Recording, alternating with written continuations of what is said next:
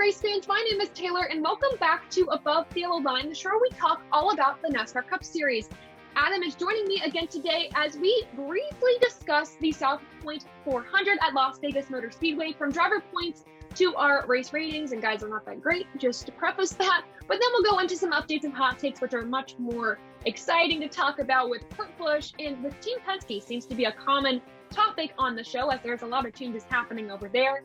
Then we're going to go to an old segment I'm bringing back for this episode called Walk the Line, where Adam and I are going to debate who we think the championship favorite is this season between Kyle Larson and Denny Hamlin. Topic up for debate, so we'll talk about that later in the show. And finally, we will end by talking about the YellaWood 500 and all the chaos that will probably ensue at Talladega Superspeedway. So Adam, are you ready? Let's get it. The South Point 400. Denny Hamlin was pretty dominant most of the day, and he ended up winning the race to start the playoff round. And of course, he did that last round as well. So we might see a trend. Who knows? But then Hendrick Motorsports, Adam, we got to kind of talk about that a little bit. They're not doing too hot during the playoffs. And the reason why, I don't know. I don't think we'll ever know, but they were doing so well during the regular season. Byron was started at the rear of the field to start the race, and then he skyrocketed through the field, and by lap 20, he was in the top 10. And because of pit strategy for him and Larson, they did not finish inside the top 10. Well, Larson did. He finished in 10th. Your top 10 is as follows. We have Hamlin, Elliott, Kyle Busch, Truex, Blaney, Reddick, Keselowski, Kurt Busch, Harvick, and then Larson to round out your top 10. Adam, I'm going to bring this to you to talk about Hendrick Motorsports right now. And is there a reason for us to be concerned, or can you maybe theorize why they're not doing too hot, or is it just how it goes in the racing world? It's because I picked Larson. I picked the Hendrick driver. I put the curse on them. Oh, the above the yellow line jinx. Above the yellow line strikes again negatively. Yes. However, this seems to have become somewhat of a bug for the entire organization. Not just Larson, not just Bowman, not just Elliott, not just Byron. Everyone, across the board. So I don't know if it has to do, I think I even mentioned this back in the springtime, or when we were at kind of the last seasonal transition, going from the cooler months to warmer months. Perhaps Hendrick may have found something that helped with their cooling systems or keeping the cars warmer. I don't know, man. I don't want to speculate or anything, but it is fall now. It's not summer. Hendrick had quite a bit of dominance during the summer months. Now that we're shifting into the fall months, I wonder if everyone else is either caught up to Hendrick, or perhaps Hendrick has slipped just a little bit as they prepare for 2022. Could be something, could be nothing. That is really good insight. I didn't think of that at all. I'm just scratching my head as to what went wrong and how to fix it. But the cooling in the cars, heating and cooling in the cars, that is an interesting take. I will say Elliott seemed to redeem the team this weekend. He came in second. He was trying to chase down Hamlin on those final laps. Wasn't able to quite get there, but yeah, something to think about. I also would think they're probably trying to look ahead to the next gen car. I know a lot of teams are focusing on that, or kind of shifting gears that way. But yeah, hopefully Hendrick Motorsports can kind of pick it up, because I know at least two of us have Hendrick Motorsports drivers winning the championship race and winning the championship this season. So the things that maybe aren't looking too hot for us at this point, but I don't know. We'll figure it out. But also another note to mention about this race too is Kevin Harvick. He came away with a top 10 finish in 9th position. He had 2 lug nuts, a violation. So that means that his crew chief is going to be out of the race for Talladega, which probably does not bode well for him. Adam, are you in the same boat? Are you a little nervous about that for Harvick? A little bit, but I know that Rodney will be able to recharge the batteries this weekend with the family, and that actually could be a recipe for success. Talladega is kind of a crapshoot to begin with, so could be, maybe not. We're gonna find out. Yeah, I mean, it's one of those double-edged swords where everyone's going to be somewhat on the same strategy, especially with how the stages play out and how we might unfortunately see a parade lap for a good portion of the race. I hope not, but when it comes to playoffs, trying to get as many points as you can. They tend to go that way. But for Harvick and the 4 team, I think this actually could benefit them because now Rodney can take full opportunity on Sunday of observing other teams that he may not be able to observe while actually crew chiefing a race. So they could be in the catbird seat. See, I was in the opposite opinion as you. I was over here very nervous for their team because they finally found momentum. They're finding speed. And then the crew chief is taken away because of a violation. And that, for me, in my book, spells disaster. Now, it is actually interesting to hear the perspective. Maybe Rodney can take a seat back, take a step back, and look at all the other drivers, see how they're doing and what they're doing. But for me, just having the combination finally seem to meld this season for that team, and especially because Stuart Haas as a whole, no secret this season, they have all struggled tremendously. It feels really not good in my gut to have them kind of broken apart for this weekend. And especially for me, road courses and super speedway races is where you want to have the crew chief you trust on top of that pit box, because things get ugly really fast. And also, I mean, road course races, you have multiple spotters even too. So like you all have to communicate really well. But so that makes me a little nervous, though Harvick does have pretty decent stats at Talladega. So we'll see how that lines up. Well, let's get back to Las Vegas Motor Speedway. Here are the points from the above the yellow line crew. As you can tell, I'm still not doing too hot, but I caught up a little bit. Adam, you have 19 points. Don has 25 points leading the charge here. I have 16 points, and Zachary Bell has 21 points. Willie and Byron pick seemed to look really, really good at the start of the race. And then, of course, pit strategy and things just did not go well for Zach there. But overall, a pretty good day. I think I won in the, no. Yeah, I won in the race pick category, which was great. That was my first win of the season for the line crew picks based on the highest points. And then Don had a really good pick that got him up in points with Chase Elliott as his garage pick. So that is how we fared this weekend. But let's look at our driver points. So we saw Logano -1, Keselowski -6, Bell -9, and Harvick -12. We were also pretty close in points. Now, if we look to after what happened at the South Point 400, we have Byron -4, Harvick -7, Bowman -13, and Bell -25.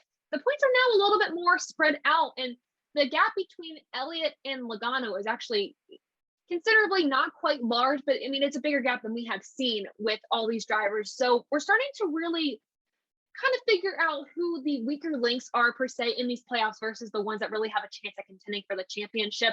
Adam, is there someone below the line right now that you are kind of concerned about, or is this kind of what you would expect with Byron, Harvick, Bowman, and Bell below that cutoff line right now? I would say Byron, honestly, from the performance we saw at the beginning of the season and even through the summer months, somewhat of a concern. However, Hendrick all of a sudden has decided, oh, we don't know what we're doing, but they know what they're doing. It's really interesting and puzzling that, yeah, they're 4 points out of it. It's close, but we're going into 2 wild cards. So, I mean, that would be the one that I'm most concerned with. Harvick, you look at his actual season, he hasn't really gotten hot until postseason play. So not so much of a concern. And Bowman and Bell, I actually had Bell out of my advancing from the round of 16. And half of Bowman's wins felt like they were luck. So yeah, Bowman kind of, hot and cold, a lot of that lately with Hendrick all together. So not overall surprised about Bowman, but definitely with Byron. Byron it's a strange puzzle to figure out.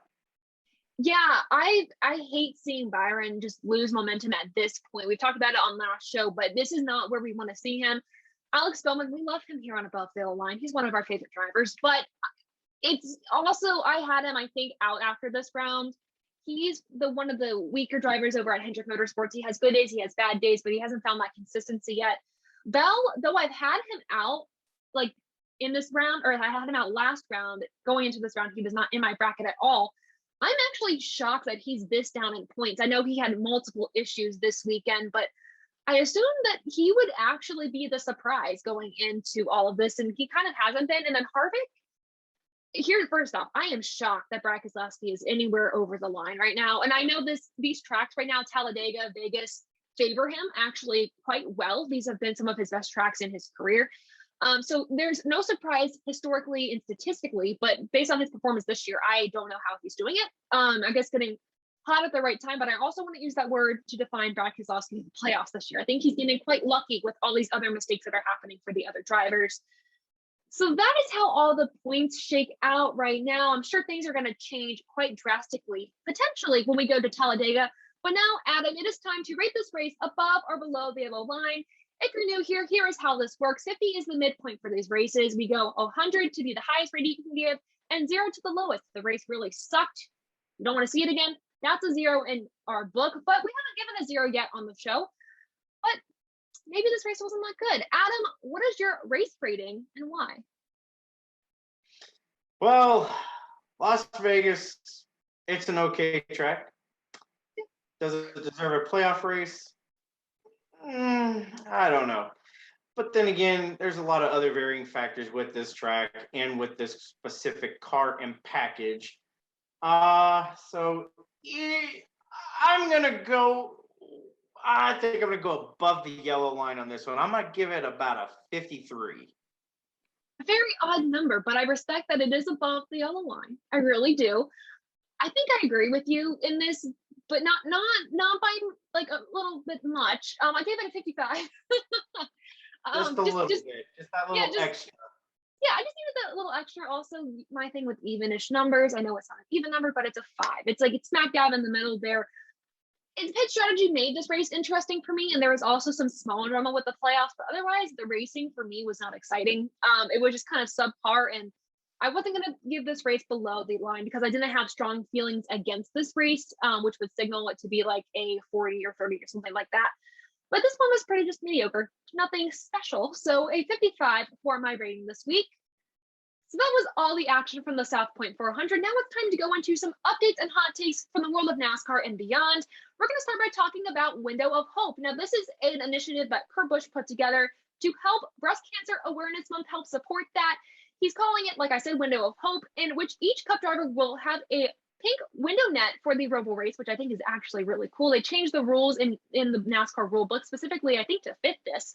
And each window net will be signed by the driver and auctioned off after the race, where proceeds will benefit treatment and research efforts for those affected by breast cancer, which I think is amazing. And this all came about after a young fan named Mason Bradley reached out to Kurt Busch and asked for him to support those who have been battling and are battling breast cancer, specifically his mom in particular. And Kurt Busch was like, yeah, sure, let's do it. And they met and have this amazing initiative. So first, I want to say I love, and I absolutely love this. And this is why part of the reason, the main reason why I really love this sport is seeing these drivers so involved with their fans and seeing these drivers really involved in very crucial and very beneficial organizations that help around the country. Talking about the Joey Logano Foundation, even Martin Truex Foundation, I love it so much. They have the catwalk with the kids, which I think is super cool. They had that, I think, a week ago, which was so cool to see. I think a question, I think just kind of a fun brainstorming session we can have here, Adam, is there an organization that you can maybe think of that you would love to see NASCAR work with again, work with more, or maybe work with for the first time? I really like the one Alex Bowman has. Yes. The animal rescue one? Yes. Yeah, I'm all about any type of animal rescue. And you know what? Another one, Ryan Newman, his rescue effort as well. Yeah, I feel like he needs to really advertise that more just because it's such a good program. And it always seems to, they used to do like a calendar with the different rescue animals that they had at the ranch. Now, I don't know if they still do it or not. If they do, someone please get in contact with me because I will buy not just 1 or 2 copies. I'll buy a whole plot of them. It's such a good cause, and I mean, I want one too. Contact us if you know anything about that. Anything with animals, I agree with Adam. Like that's just a good cause in general. Now, there's one that's really close, near and dear to my heart. Personal story. I deal with an illness under the umbrella of something called dysautonomia. It messes with your autonomic nervous system and makes life a little bit more fun, challenging. But I think that would be something that would be interesting for a driver or maybe NASCAR to approach, as it is becoming more common, especially in the United States post-COVID. There's a lot more people that are being diagnosed with it just because of what COVID can do to your body sometimes. For me, it's an important cause. I'd like to see have more awareness because it's so common. It is so common, but so few people know about it, and doctors know how to treat it. So I think that'd be really cool. I'd love to see that come into the NASCAR world, and hopefully at some point I can share my story about it and kind of bring it to light, spread light on it. Because actually, this month going into October is this Autonomia Awareness Month. So NASCAR, if you're listening, maybe spread some awareness on that, because that'd be really cool. But Actually, Taylor, that's a good question. What color ribbon is represented with that? It is turquoise. So well, if any NASCAR teams are out there listening, that might be a good little ribbon to throw on the side of the car for the next 4 races or so. Interesting. It's a cause, and there's an organization that I'll throw out there, this Autonomia International, that helps research efforts and spread awareness for helping people learn about this more, helping researchers gain knowledge about this. The diagnosis process is a pain. It can take years, if you're lucky, months. Mine took years. But once you get diagnosed and you get the help you need, because it can look like many different illnesses, life gets a little better. And of course, I'm now back in school. So took some time off because I wasn't able to figure it out. But here I am.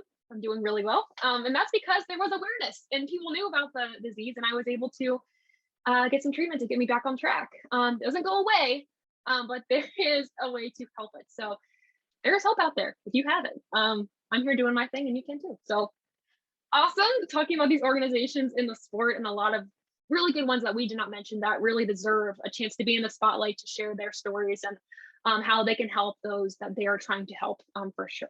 But that is with the organizations. Now let's go to something a little bit more dicey here. We have some more switch ups at Team Penske to talk about with the crew chief lineup. We finally learned today, as we were recording on Wednesday, the crew chief lineup for Team Penske: Joey Logano continues with Paul Wolfe, so that doesn't change. Jeremy Bullins will remain with the number 2 car. The only thing that changes there is that Austin Cindric will step in the car, so that is technically a new pairing, but Jeremy Bullins going nowhere. The new change: now we have Ryan Blaney. We all knew that Todd Gordon and his crew chief for this season announced that he is retiring after this season. So we knew this announcement was bound to happen. His crew chief now is the guy that's right now at Wood Brothers, crew chiefing for Matt DiBenedetto. We have Jonathan Hassler stepping in. And I'll let Adam actually go first before I share my concerns. But Adam, seeing this change for Ryan Blaney's on a hot streak right now. He's having statistically probably one of the best seasons in his Cup Series career. Actually. Do you have any concerns about this at all? As much as it hurts me to say this, I am concerned. And I'll say why. So Blaney's multi-win years have only come in recent years. Todd Gordon and Ryan Blaney have only been working for a short amount of time. I think they had great chemistry. I think they have great chemistry, and I really think they're going to give a title run come November this year. That's all they got. Their time is right here in front of me. Their time is running out. If Todd Gordon wants to walk off into the sunset, into retirement with a championship, now is the time. Mm-hmm. Jonathan Hassler, if you're listening, please do all of us Blaney fans and Blaney Nation justice by being able to reel in those wins next season, because we love when we win. When Blaney Nation wins, we party like there's no tomorrow. We have our body armor all checked and ready. We go down to Menards. We buy everything in stock. Better yet, Adam and I match. We have matching shirts. Yes.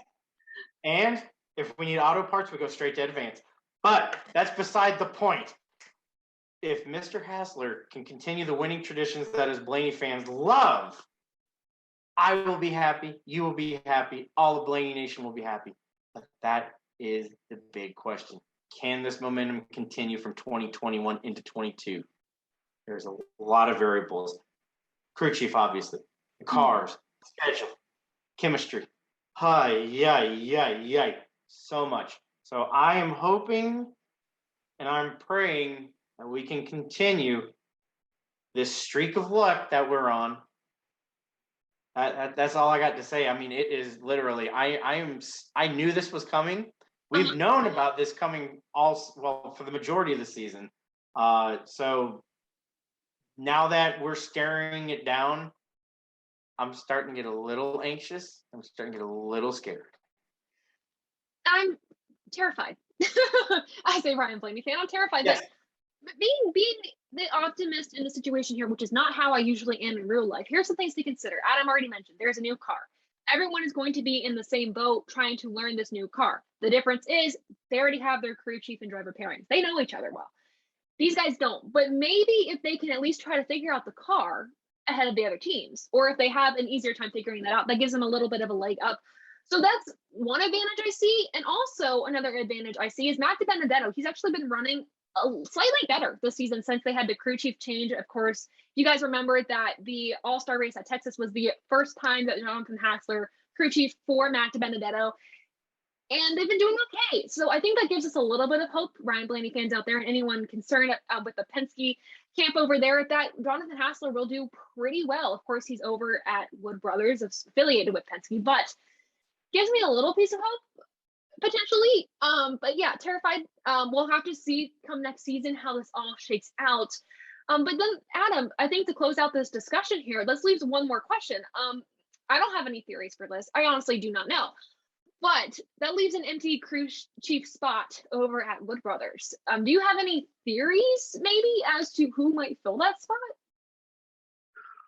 There's a lot of bright minds with Ford Performance and with Penske and with Roush Yates and Technologies. So whoever gets the call and gets the nod to be Harrison's crew chief next year, they're going to do a heck of a job.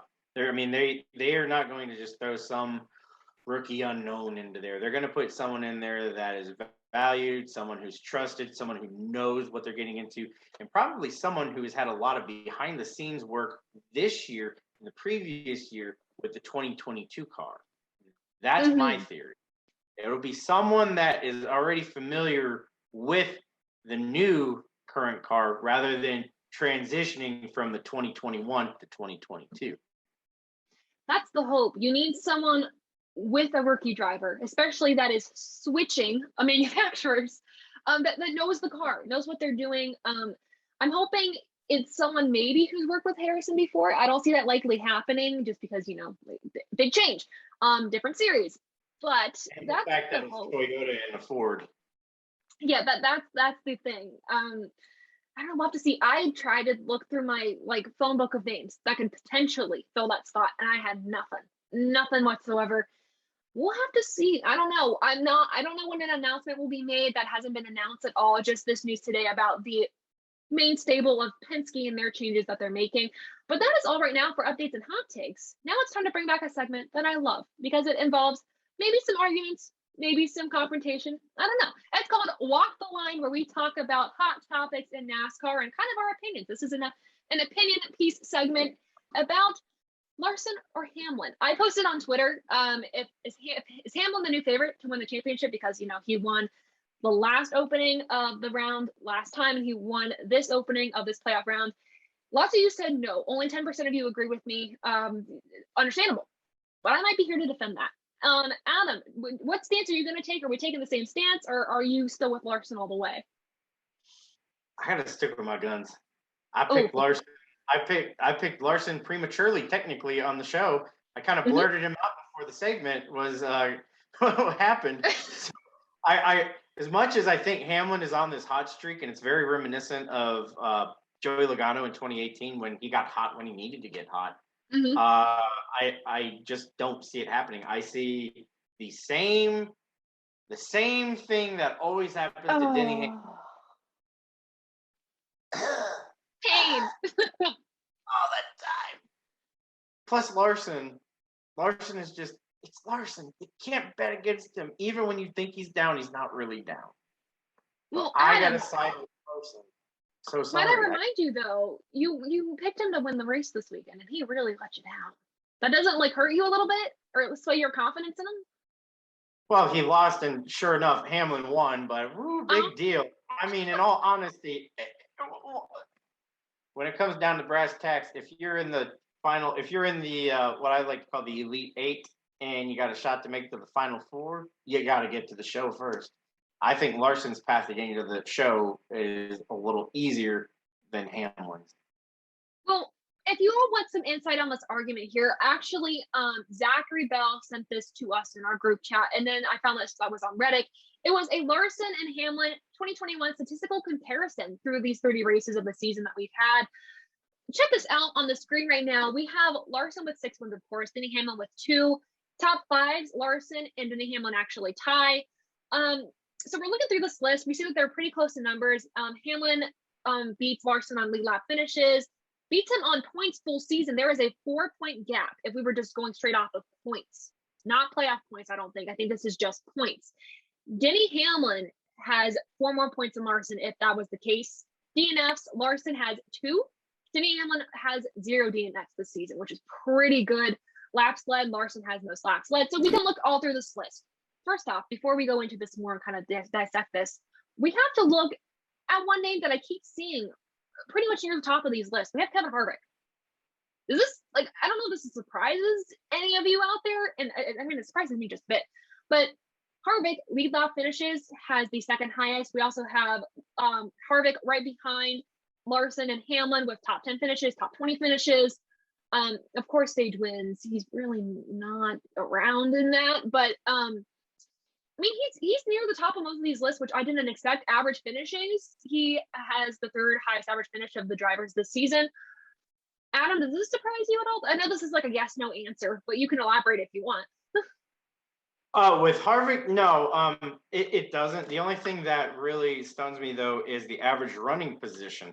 When you look at Harvick's running position, he's towards the bottom. He's in 8th. Mm-hmm. But then again, where you run and where you finish, completely different. So a little bit of a surprise. It is somewhat of a surprise to actually see how decent he's done this season, even though we've kind of lambaited on him that he's just, it's one of his worst years ever. When's he going to win? It's getting too old. It's getting washed up too long in the tooth. Not quite the case. Pump the brakes. Take a look at the stats. He's doing just fine. The wins aren't there yet. They're getting closer. They're definitely getting closer. And I will say on this channel, I'm not necessarily badmouthed Harvick. I was just like, whoa, what's happening here? I will say, though, with his whole team, he has basically carried the team on his back this season. No one else has been close. I know, obviously, Eric Almirola won a race. Nothing against Eric Almirola here, but that was pure luck. Otherwise, he had one of the worst point standings of the regular drivers in this season. So, like I said, nothing against him. But the win to me is meaningless in the nicest way possible. But yeah, like he's getting closer to him. When we saw him get really close at Bristol, obviously, as we talked about, confrontations with Chase Elliott.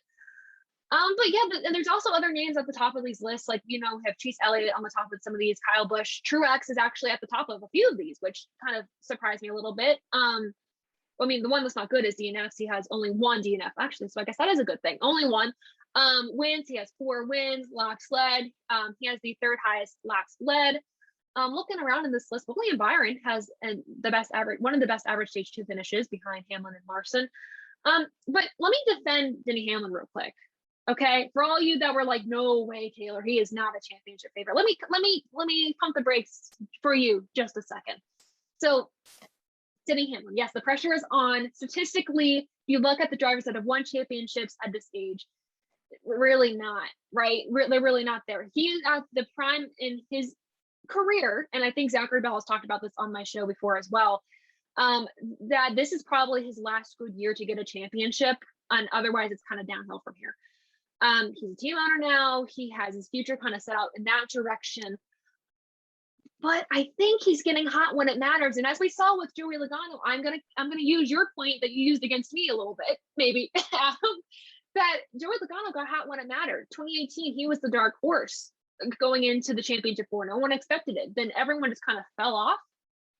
And who was there? Joey Logano to win the championship. So I think it just depends. And what makes you a little nervous, though, is Denny Hamlin's making noise.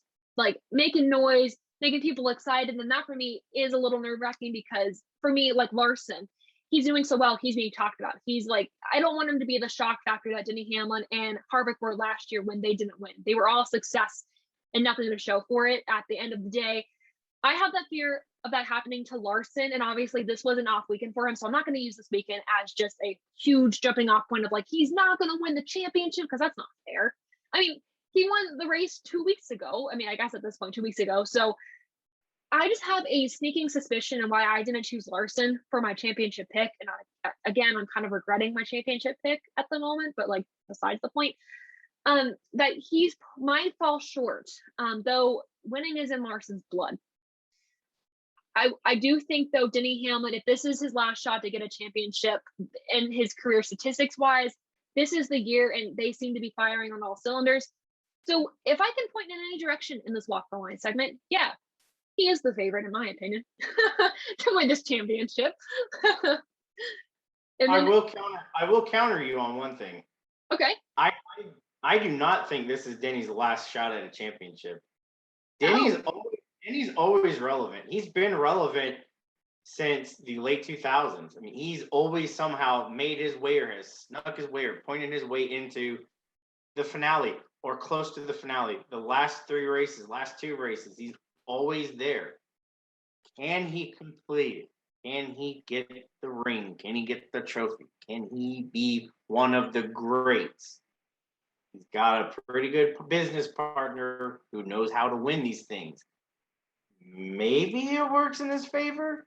Maybe it's part of the maturity process to lose another one and to see, okay, well, this didn't work through the entire year. Let's scrap that and let's start from new. Because every single time Denny has gotten close to winning a championship, something ungodly has always happened to him. It seems like either he crashes, something terribly goes wrong with his car, spins out twice in the finale race, and loses to a goat.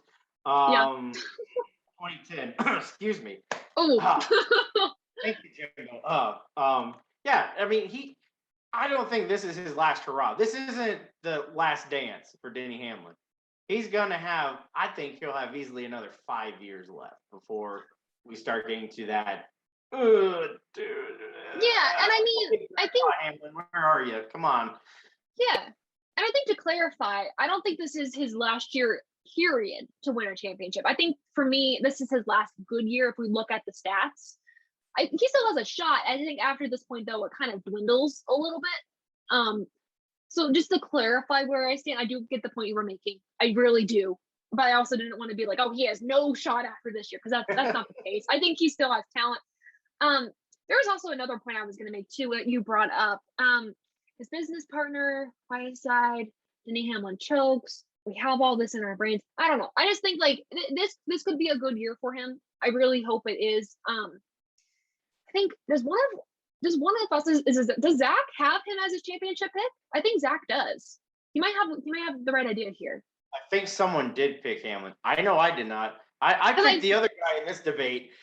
Yes, I was actually weeks ago, before we did the brackets, I was thinking of actually choosing Denny Hamlin because I was never on the boat of choosing Larson. One, for me, that was too easy. And sometimes the easy choice is not always the choice that wins.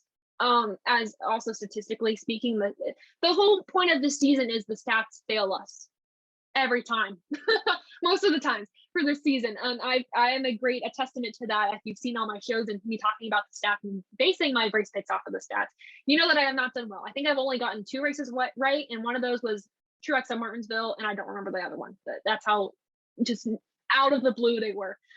But yeah, you have Larson. I have Elliott as my championship pick. Like I said, regretting it sort of right now, but who knows?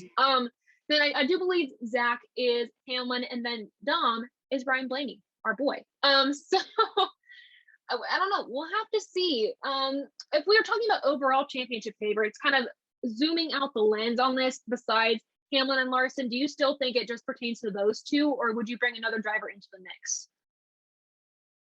Oh no, I'm going to bring anyone that is still alive and standing after the Roval.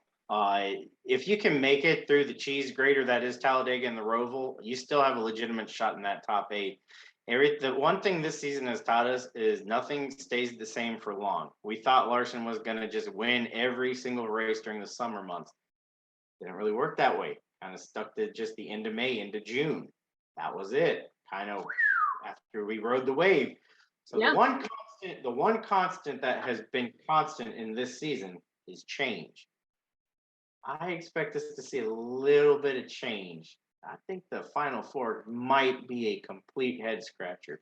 Who knows? I love this sport, and I love when it's playoff time because nobody knows anything about anything. That's awesome. See, Adam, I don't like change. I don't.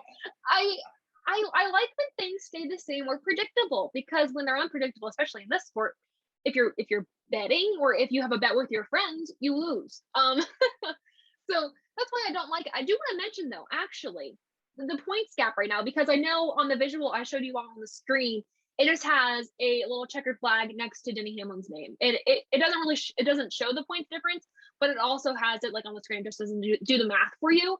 The points difference between Larson and Hamlin. Hamlin is minus 14 to Larson right now. He has closed the gap. He's closing the gap, which to me is pretty exciting. And it's also going to lead to, if things remain constant, maybe, or if things are going the same path they are, regardless of if Talladega is a nightmare or not, we're going to see a pretty exciting playoff battle in the final round if both of these drivers make it. I think it'll be a pretty exciting championship race this season. But guys, that was walk the line. We walked the line. We crossed the line. We pretty much we differ on opinions. I think Larson's probably going to choke it, possibly, as we saw last season. If history repeats itself, I don't think that Hamlin will choke. But we don't know. History also shows that Hamlin does choke at the last minute. So we have some history to back ourselves up right now. But guys, it is time to go to our preview for the Talladega race this weekend, the YellaWood 500, with some track facts. Starting with the track length, Talladega Superspeedway is 2.66 miles long. For the race length, the race is 188 laps or 500 miles long. Stages 1 and 2 are both 60 laps each, and then the final stage will be 68 laps. Now it is time to line up the field for the YellaWood 500. Denny Hamlin is on the pole for this event, followed by Kyle Busch, Chase Elliott, Ryan Blaney, and Kyle Larson rounding out your top 5. To round out the top 10, we have Martin Truex Jr., Brad Keselowski, Joey Logano, Kevin Harvick, and William Byron. Finally, to close out this segment, we got to look at our driver stats by lining up the odds. The last driver to win at this track was Brad Keselowski in the spring for the Geico 500. Speaking of Brad Keselowski, the active driver with the most wins at this track is Brad Keselowski with 6 wins to his name. Next up, the active driver with the best average finish at the track that has had 3 or more starts at this racetrack is Tyler Reddick with an average finishing position of 11.33. Next up, the team with the most wins is Hendrick Motorsports with 13 wins. Not too far behind them is Richard Childress Racing with 12, and then Penske comes in 3rd place with 10 wins. Finally, the manufacturer with the most wins at Talladega Superspeedway is Chevrolet with what I counted 49. So those were your track facts and driver stats and the lineup. Now let's go into our race winning picks. As always, I will let Adam start. Who do you have as your garage pick and why? Talladega, interesting place, always a wild card. I'm going Joker's Wild for my garage pick. I am going with driver of the old number 37 Chevy Camaro, Ryan Preece. He's going to be my garage pick. Always around at the finish when it counts at these super speedway races. Always knows how to get around and away from all the chaos and carnage.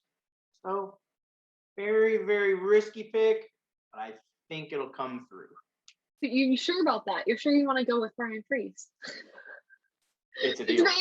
It's very risky. It's very risky. I think I went risky too. You had a comment that is Ryan Preece is around.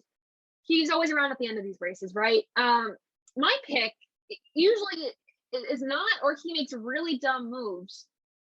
Even though I love this driver, that result in him wrecking out other guys. And this happened at Daytona this year, or I guess this playoffs.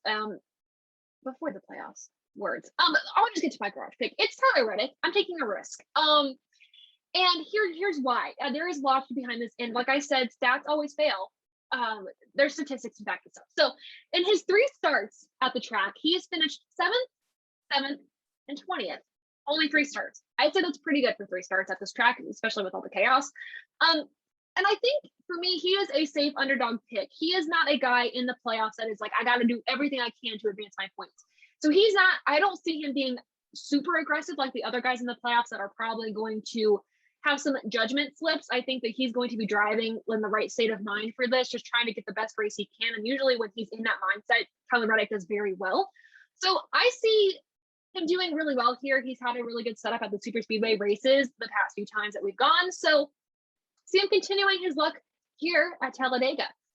But that is our garage picks, Adam. It's time to go to our big guns, our race winning picks. Do you have a surprise race winning pick, or do you have someone I think we all expect? Well, throughout this episode of Above the Yellow Line, I have been subliminally posting my winning race pick. Somewhere in here, somewhere in there. Our boy, everybody loves him, Mr. YRB. Hey! Let's get it. We're going to bring home. We're going to advance to the next round. Right here. Woo! Lady Nation, let's get it. We're not biased on this channel. We're not biased at all. Nope.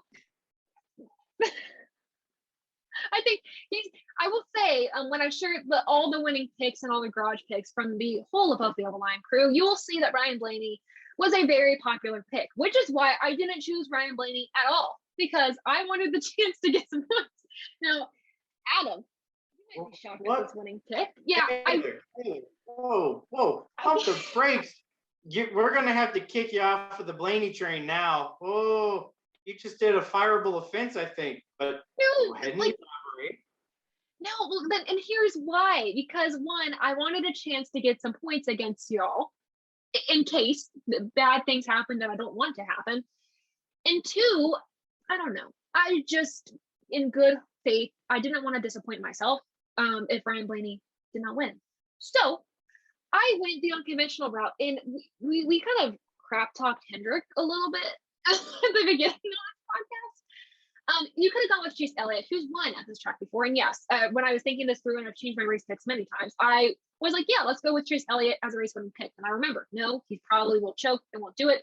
Let's do a garage pick. I was like, nah, probably not. So I went with another Hendrick driver. I went with William Byron. Like I said, stats lie, but I do have stats to back this up. He's almost an unconventional pick or a race winning pick you want to pick, but you kind of see the reasons why. And I think for a race like this with Talladega as a playoff race, especially in this round where there's the Roval, which is very just on itself unpredictable, and then you have this going into a round of 8, you have to pick somebody that you can see doing well, but that you probably don't see winning just because. Guys, it's my logic. I'm sorry. Just step into my brain for a second, and here's why. William Byron. The last 3 races, he has finished 11th, 7th, and 4th. So progressively has gotten better. He needs points to get into the next round. And like I said with Tyler Reddick, he's not going to be gutsy enough to put himself in a really bad position to where he'll wreck out. William Byron, though, which counteracts my logic here, needs to be aggressive and gutsy, right? And I also think, too, he's going to get some good stage points because at this point, he needs to focus on winning the stages if he wants to make it to the next round. He also needs to focus on winning the race. So these drivers are a little bit desperate, but not as desperate as William Byron, who is below the cutoff line right now. So that's why I think if everything works out right in this 500-mile race, he should be your winner. That was a whole big logical thought. Hope you follow me there. If you didn't, William Byron is my race winning pick. On the screen for you right now is the rest of the race winning picks here. We have in the garage for Dom, we have Ryan Blaney. Zachary Bell, the same. Ryan Blaney. And then race winning picks is where we differ a little bit. Dom has Joey Logano winning, another Penske driver. I think that is a safe bet. And then we have Zachary Bell with none other than Denny Hamlin going for 2 in a row this weekend at Talladega. Well, those are our race winning picks. Let us know who yours are in the comments below. And with all that, we're done with this episode of Above the Yellow Line. Thank you all so much for joining, where we talk all about the NASCAR Cup Series. It's the YellaWood 500 at Talladega Superspeedway this Sunday at 2 p.m. on NBC. Now, NBCSF, the good old-fashioned NBC channel. Adam, thank you so much again for being on the show as a very trusty co-host. Do you want to let everyone know where else we can find you outside of Above the Yellow Line? Absolutely. If you guys want to give me a follow on Twitter at alucas9166, give me a follow. Got some funny stuff up on there. I'm sure you guys would appreciate it. Definitely follow Adam, and to find more Above the Yellow Line content, follow us on Instagram. Yes, we have that now to check out when we do our latest posts. Also follow on Twitter, the main hub of Above the Yellow Line, where we do updates in the world of NASCAR and beyond. We also just do some fan questions, which are really fun, and also hopefully trying to bring back some Twitter Spaces. I know I've been not doing that for a while because school's pretty important, but hoping to bring that back because you all seem to really enjoy that. Finally, to find both Adam and I in one spot, the podium finish. They do driver interviews, race recaps, and previews, and much more from the world of motorsports, all linked in the description below. But before you check those out, make sure to like this video and subscribe to the channel. Share this with your friends and family. And guys, thank you all so much for supporting Above the Yellow Line. And until next time, we'll see ya.